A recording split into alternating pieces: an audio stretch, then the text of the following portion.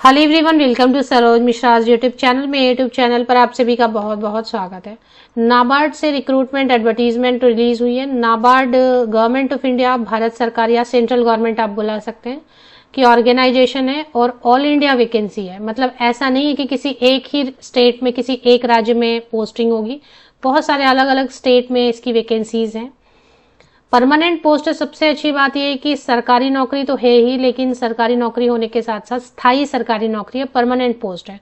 तो इसमें क्या है कि एक तो आपको जॉब टर्मिनेट होने का डर नहीं रहेगा, मतलब जॉब चली जाएगी ये डर नहीं रहेगा, हमेशा के लिए रहेगा। और दूसरी चीज है कि सैलरी अभी भले कम है, लेकिन सैलरी धीरे धीरे बढ़ता रहेगा और रिटायरमेंट के वक्त आपको पेंशन भी मिलेगी, प्रोविडेंट फंड भी मिलेगा, ग्रेचुटी के भी पैसे जो हैं वो भी मिलेंगे।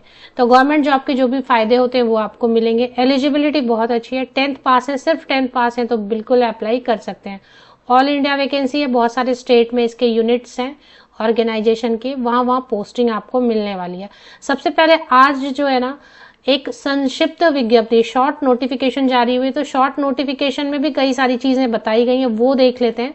इसके बाद आएंगे डिटेल्ड एडवर्टीजमेंट, मीन्स विस्तृत विज्ञापन। तो विस्तृत विज्ञापन आने के बाद एक और वीडियो आपको मिलेगी जिसमें सारी चीजें आपको इन्फॉर्मेशन की, क्या क्या एग्जाम में पूछ रहे हैं, सिलेक्शन क्राइटेरिया क्या है, एग्जाम फीस क्या है, ये सारी चीजें आपको देखने को मिलेंगी। कौन कौन से राज्य में कितनी वैकेंसी है, ये डिटेल इन्फॉर्मेशन फिर से एक वीडियो में मिलेगी। आज जो है ना शॉर्ट नोटिफिकेशन में जो लिखा है वो देखते हैं। तो ये NABARD, national bank for agriculture and rural development, और मुंबई से ये एडवर्टीजमेंट निकाली गई, लेकिन मुंबई ही सिर्फ जॉब लोकेशन नहीं रहेगी, बहुत सारे जगह स्टेट में है इसकी vacancies. Total number of vacancies है 108। NABARD and all India apex organisation wholly owned by government of India, बिल्कुल भारत सरकार का ये जो है ना ऑर्गेनाइजेशन है। 30 इयर्स जनरल कैंडिडेट्स के लिए, 30 इयर्स ऊपरी आयु सीमा है जनरल के लिए, क्योंकि भारत सरकार के नियम के अनुसार जो SC ST कैंडिडेट हैं, OBC कैंडिडेट है, PWD कैंडिडेट्स हैं, उनको एज में रिलैक्सेशन मिलती है, एक सर्विसमैन को भी।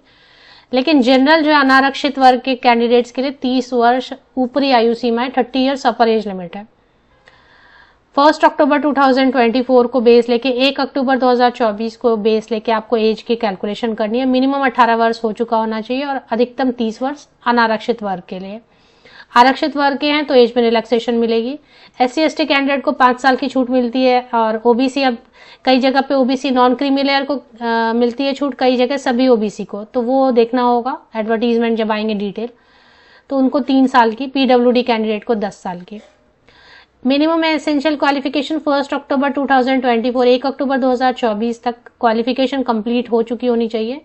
और 10th पास जो है ना, 10th पास मांगा गया है, बस इतना ही। 10th पास है तो इसके ऊपर आपकी क्वालिफिकेशन है तो कोई प्रॉब्लम नहीं, लेकिन मिनिमम 10th पास होना चाहिए। और ये आज के न्यूज़पेपर में पब्लिश हुआ है 27 सितंबर को। बहुत सारे न्यूज़पेपर में पब्लिश हुआ है, किसी में भी देख सकते हैं। ग्रॉस इमैल्यूमेंट अभी जो है ना 35,000 रहेंगे, लेकिन जैसा मैंने बताया गवर्नमेंट जॉब है तो आपको प्रोविडेंट फंड मिल रहा है, आपको ग्रेचुटी 5 साल के बाद ग्रेचुटी मिलनी शुरू हो जाती है। न्यू पेंशन स्कीम के तहत पेंशन भी मिलेगा।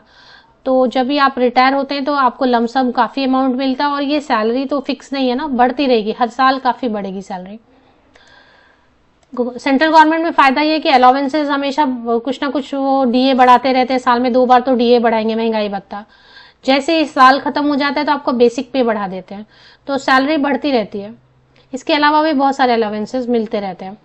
तो कंप्लीट डिटेल स्टेट वाइज आएंगे कि एक ही स्टेट में वैकेंसी नहीं है, बहुत सारे राज्य में वैकेंसी रहेगी। तो कौन से राज्य में कितनी वैकेंसी है, कौन कौन से राज्य में पोस्टिंग मिल सकती है, ये जो है ना एज, इसके बाद एज क्राइटेरिया तो मैंने बता ही दिया।